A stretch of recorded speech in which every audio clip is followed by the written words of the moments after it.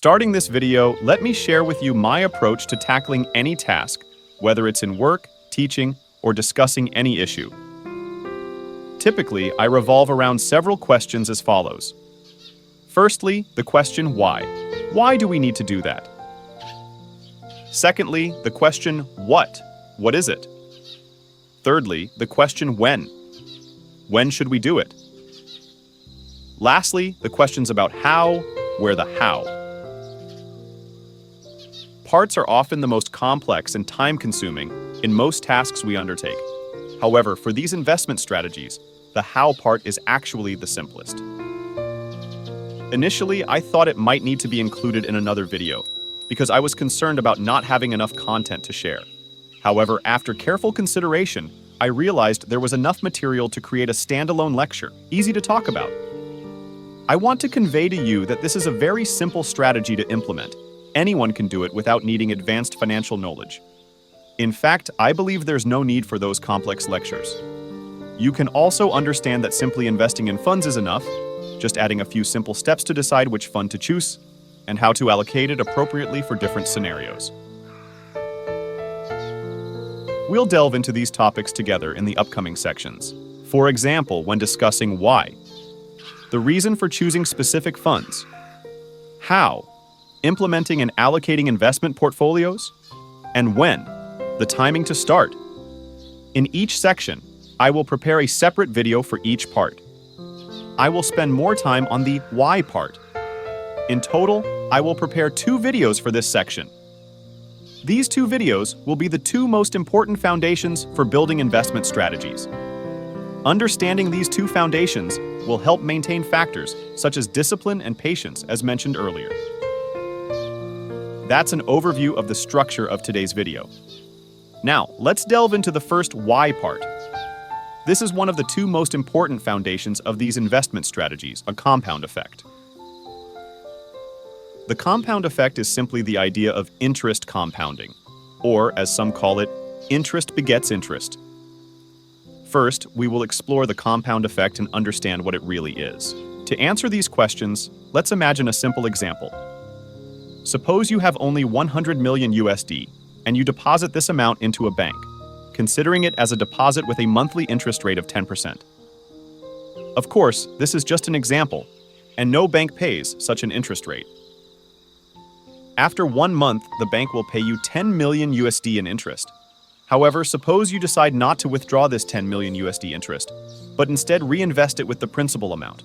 This means that in the second month, the bank will not only lend you 100 million USD, but also 110 million USD, with the interest rate still at 10%. By the end of the second month, the bank will have to pay you 11 million USD in interest.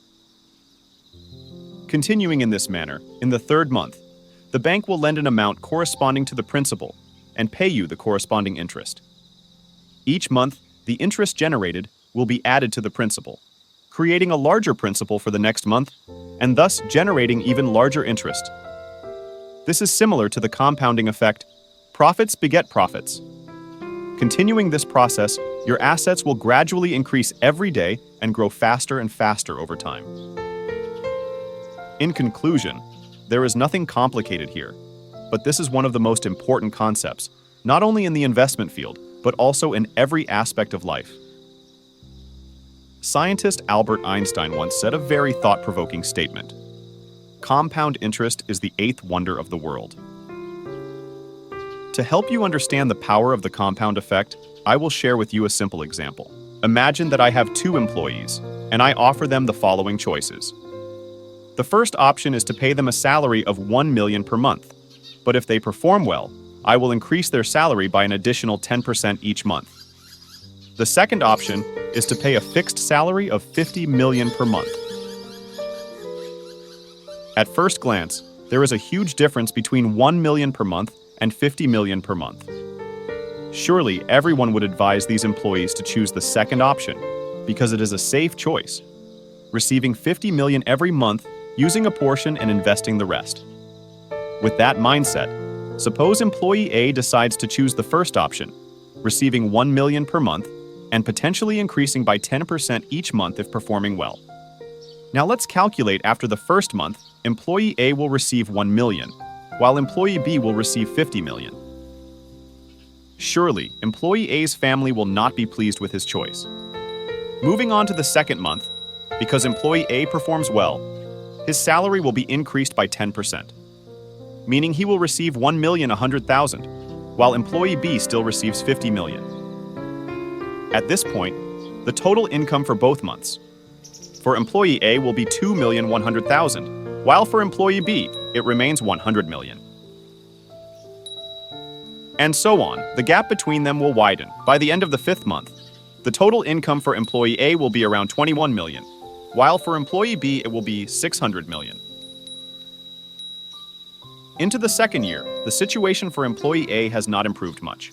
After 2 years of work, the total income for employee A is only 88 million, while employee B has received 1,200 million. And in the third year, the total income for employee A, after 3 years of work, is only about 299 million, not even 300 million, while employee B has reached 1,800 million. However, in our lecture on the compound effect, perhaps you can only guess to some extent what the final result will be: that employee A will have a higher total income than employee B. But here, I want to invite you to pause, not to calculate anything. Have you tried to guess how much the total income of employee A and employee B will be after 10 years? Just let a number come to mind. All right, now I will continue sharing the journey of employees A and B with you. So, as we mentioned earlier, by the end of the third year, the gap between the two was still 300 million and 1.8 billion until the end of the year. In the fifth year, by now, employee B's total income has reached 3 billion, but at this point, employee A's total income has already reached 3,034 million. This means that after 5 years, employee A's total income has begun to surpass B's.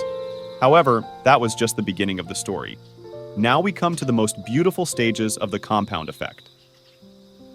After enduring those long 5 years, now is the time when employee A begins to reap the specific rewards. Another year passes. By the end of the 6th year, employee A's total income will be 9.5 billion, while B's is only 3.6 billion.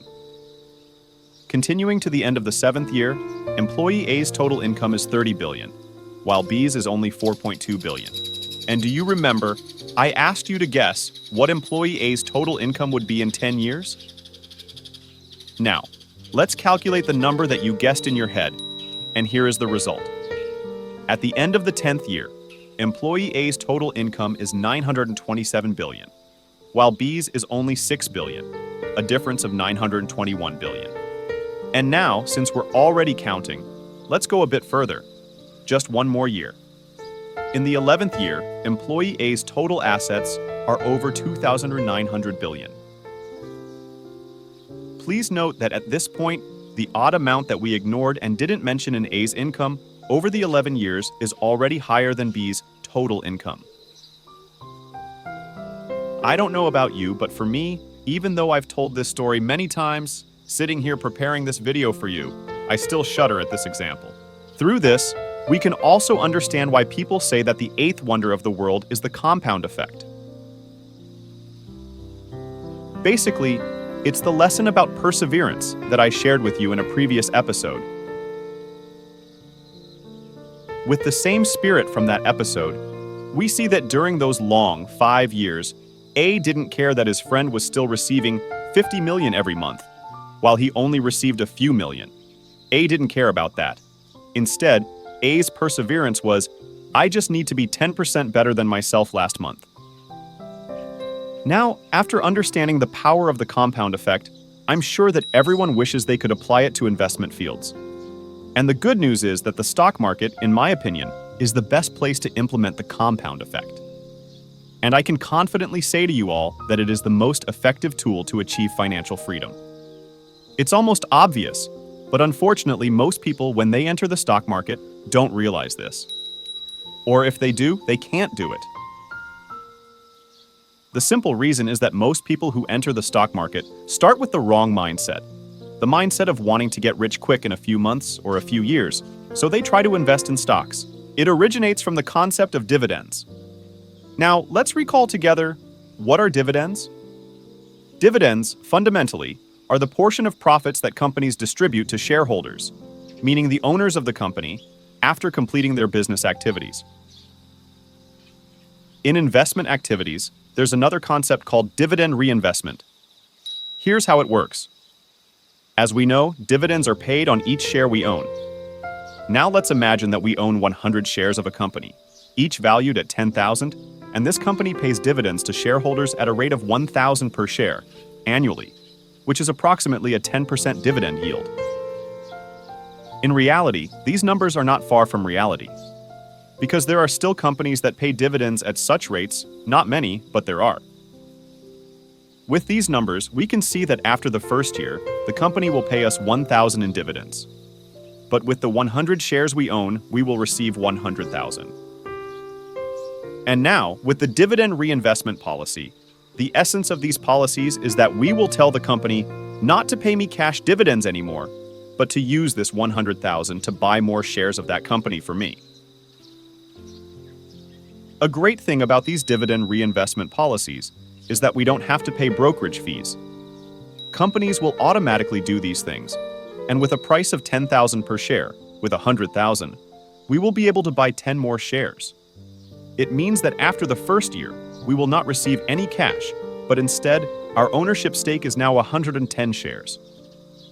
And continue like this, we will continue to receive another 11 shares from reinvestment. From there, we can see that it starts to resemble the compound effect that we just talked about above. Exactly, the compound effect has a very important characteristic. Initially, it will increase very slowly, but as time goes on, it will accelerate to a remarkable extent.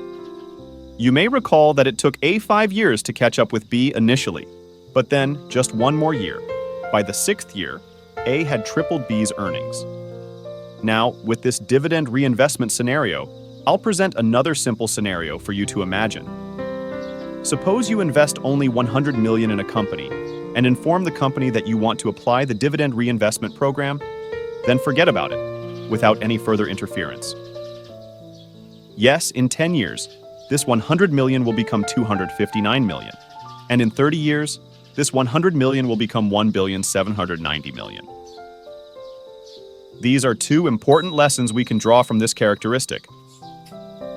Firstly, because it accelerates so rapidly, the earlier we start, the better. The later we start, the less benefit we'll receive. Specifically, in the example above, if we add another 10 years, after 40 years, we will have 4.5 billion. That's the first lesson. Exactly. The second lesson has shown that a dollar invested in the early years can become hundreds of thousands of dollars in the later years. Now, I'll continue with another example. 30 years ago, we invested 100 million, and after 30 years, we have about over 1.7 billion. But now, let's say we decide to spend 20 million on a vacation or something else, leaving only 80 million to invest in companies. After 30 years, the result we get is less than 1.4 billion. However, the value we paid for those trips is not just 20 million, it's nearly 350 million. This is the second lesson. From these two lessons, I often advise employees or young people around me. First, start as early as possible. Delaying will cost us more in the long run. Second, avoid wasting money in the younger years. It's not just about losing a dollar. In reality, it's losing tens, hundreds of dollars in the future.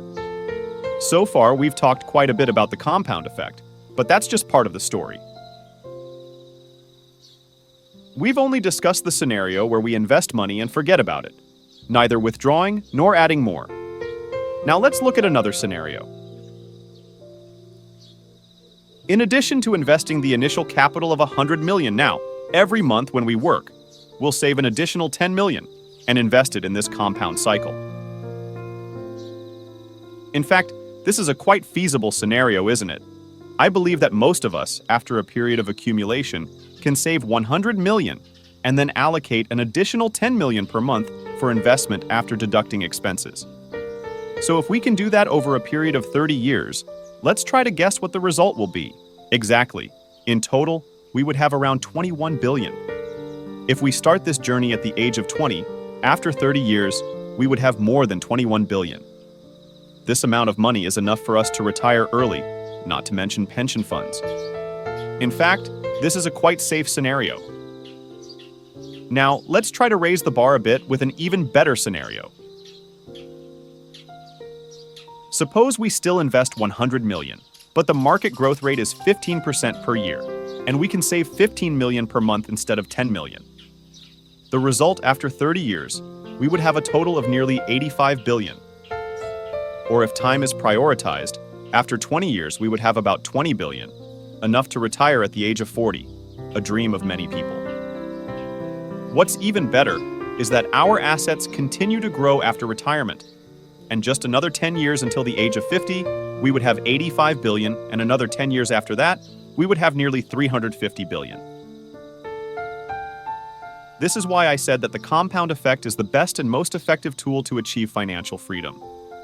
The numbers I just shared seem within reach, and if you listen to my analysis, you will see that it's not far-fetched at all. The only requirement is perseverance and diligence. Like the initial example, person A had to endure hardship for the first 5 years before reaping the rewards. But that's in the case of a growth rate of 10% per month, which is unrealistic in reality, so it requires even more perseverance from us. Certainly, if one is persistent enough, I believe that any one of us can achieve financial freedom. The reason why the majority of people do not achieve financial freedom is because they lack perseverance. However, our story is not over yet. Until now, we have not discussed another very important factor, which is that until now, we have analyzed based on the assumption about the price of stocks remaining correct after many years.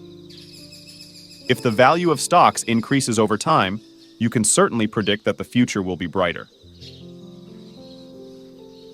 The journey to financial freedom will be shorter if stock prices increase.